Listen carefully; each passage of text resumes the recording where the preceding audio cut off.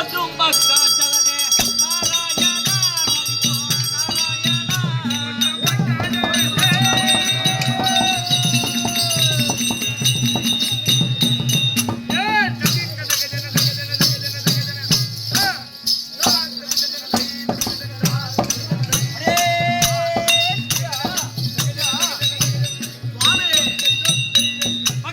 பக்தாச்சலனே நாராயணா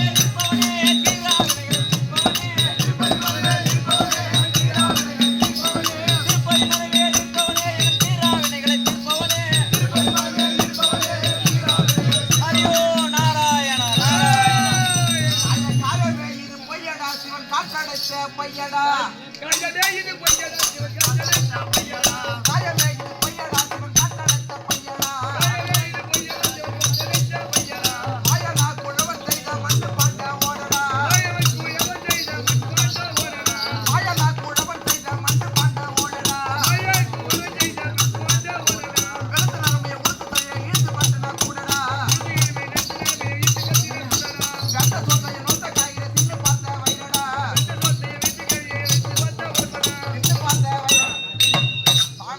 சாமி தண்டம் வேற இடத்த கண்டா முண்டா சாமி வணக்கம் சாமி வணக்கம் அரே சிஷ்யா சாமி சமயை பார்த்தாயா லட்சுமி கலாச்சாரம் பொருந்திய ஆமா ஆமா இத்தகைய சமயம்பாக உண்மையாவே லட்சுமி தான் அமர்ந்திருக்கக்கூடிய உக்கான ஆட்டமாகறாங்க பத்தியா அவங்கள மகாலட்சுமி தூங்கி பத்தி அதெல்லாம் மூதேவி லட்சுமி வீரமணி சமயம்பாக வீரமணி அமர்ந்திருக்கக்கூடிய லட்சுமி கூட இருக்கு தம்பி உண்மைதான் ஆமா அமர்ந்திருக்கக்கூடிய மாதா பிதா குரு தெய்வம் இதோ தெய்வம் இப்படி சொல்லக்கூடியவர்களுக்கும் நம்மை போல நாடக நண்பர்களுக்கும் ஆமா நமக்கு கத்து கொடுத்த வாத்தியார் அவர்களுக்கும் வெளியூர் இருந்து நாடகம் பார்த்து வந்திருக்கக்கூடிய நண்பர்களுக்கும் அடியேன் சிறுகோடி வணக்கம் வணக்கம் ஐயா விளக்கம் வேடம் தாங்கி வந்தேனே ஆமா யார் எனக்கு தெரிகிறதா சொன்னால் தெரியும் ஐயா சொன்னால் தெரியும் ஆளை பார்த்தா தெரியாடா உனக்கு ஆளை பார்த்தா ஐயரு ஆளை பார்த்தா ஐயரு மேல ஒரு கயிறு ரெண்டு பயிறு சாமி நீங்க யாரு மயிறு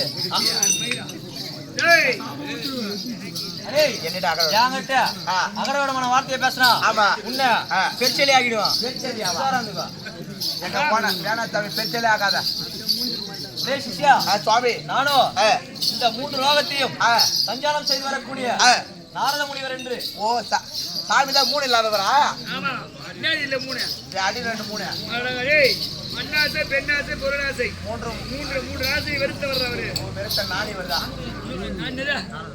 நாணி அரே சிஷ்யா சுவாமி நாரத மகா முனி நானே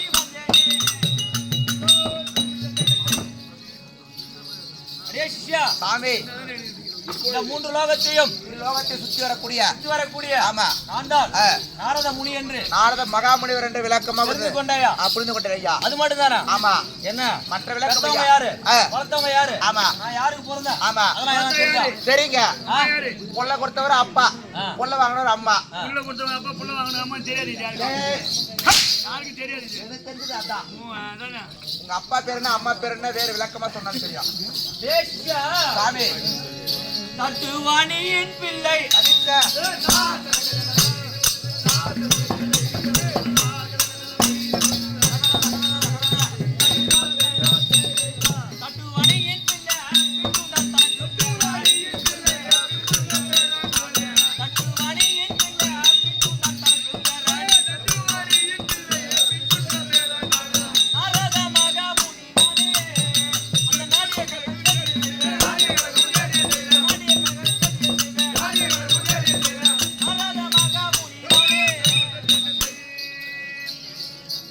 சிஷ்யா சுவாமி ஒரு குளத்திலேயே ஆமா ஜலம் இருந்தால் ஆமா அதுல என்ன இருக்கும்? தாமரை பூ இருக்கும். தாமரை பூ இருக்கும். ஆமா அந்த தாமரை பூவுன்னு கூடியதோ இலை இருக்கும்.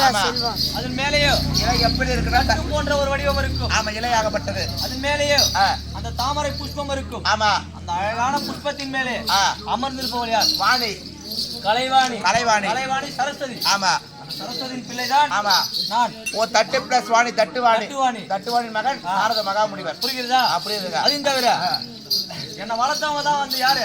ஆமா என்ன வளர்த்தது யாரு? சரஸ்வதி. ஆமா நான் யாருக்கு பிறந்தேன்? ஆமா அது தெரியாது. என் தன்மையை பிறந்திருக்கு விளக்கு போய் சொன்னா தெரியும். கைதைக்கு நான் பிறந்தேன்.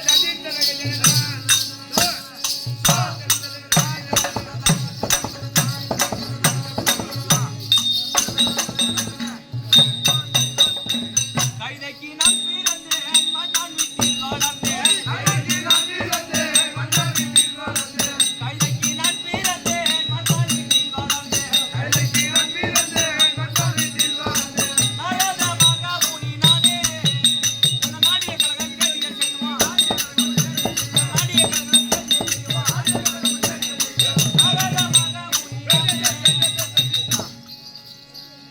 ஏ சிஷ்யா சுவாமி ஏதாவது புரிஞ்சா உன விளக்கம்? கழுதைக்கு நான் பிறந்தேன் மன்னா வீட்டில் வளர்ந்தேன். இது மட்டும் தான் எனக்கு புரியுது. விளக்கமா சொன்னா எனக்கு தெரியும். ஏ சிஷ்யா தேவலோகத்திலோ ஒரு சபா மண்டபம் வைத்து நடின மாதர்களான ரம்பை, ஊர்வசி, திலோதமை, மேனகை என்று சொல்லக்கூடிய 4 நடினமார்களும் நடினமாடி கொண்டிருந்தார்கள். ஆமா அப்பொழுது என் தந்தையான பிரம்மதேவரோ அந்த நடினத்தை பார்க்க சென்றார். ஆமா அப்பொழுது இந்த 4 நடிகமார்களையோ சிறந்தவர் ரம்பை, ஊர்வசி. ஊர்வசி. ஆமா ஊர்வசியோ நடினமாடும் போது லேசாக துடை தெரியும்படி ஆடினார். ஆமா அப்பொழுது என் தந்தையானவரோ அந்த ஊர்வசியை பார்த்து சபலமானார். இச்சை என்று ஆசை கொண்டு விட்டார். இச்சை கொண்டு ஆசை கொண்டு மனதில் தீர்மானித்துக் கொண்டார். இவரை எப்படியாவது நாம் அடைந்து வேண்டும் என்று. நடனம் முடிந்து ஊர்வசியானவளோ ஒரு புறமாக வந்தார். ஆமா என் தந்தை ஒரு புறமாக வந்து ஊர்வசியிடம் அடியே பெண்ணே நான் உன் மீது ஆசைப்படுகிறேன், உன்னுடைய விருப்பத்தை தெரிவிப்பாக என்று கேட்டார். அப்போது ஊர்வசியானவளோ நான் இங்க ஆடுவதற்கு தான் வந்திருக்கிறேன், ஆமா உனக்கு காட்டுவதற்கு வரவில்லை, ஒண்ணு காட்டுறதுக்கு வரல என்று தெரிவித்து என் தந்தை புறம் கொடுத்து ஓடினாள். என் தந்தை ஓட, என் தாய் ஓட, என் தந்தை ஓட, என் தாய் ஓட, இருவரும் ஓட ஒரு வண்ணானவனோ ஒரு குட்டி செவுத்தில் கழுதைகளை கட்டி வைத்திருந்தார்.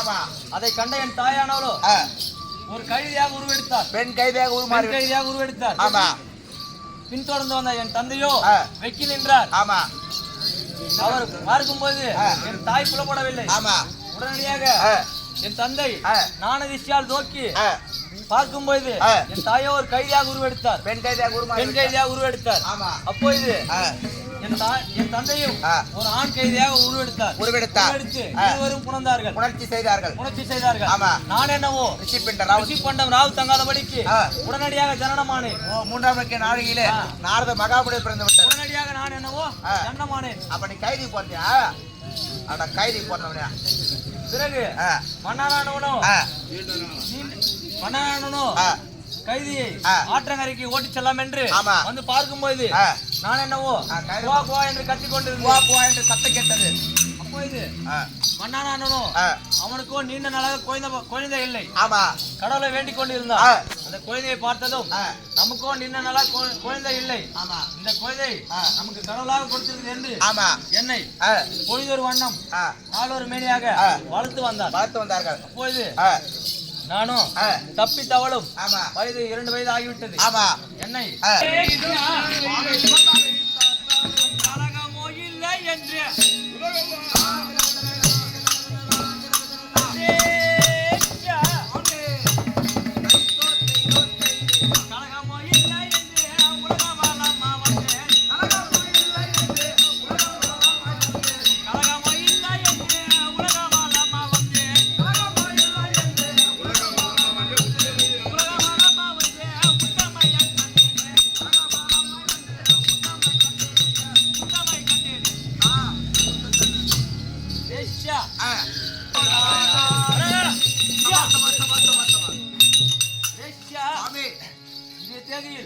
தட்சகன் ஆ.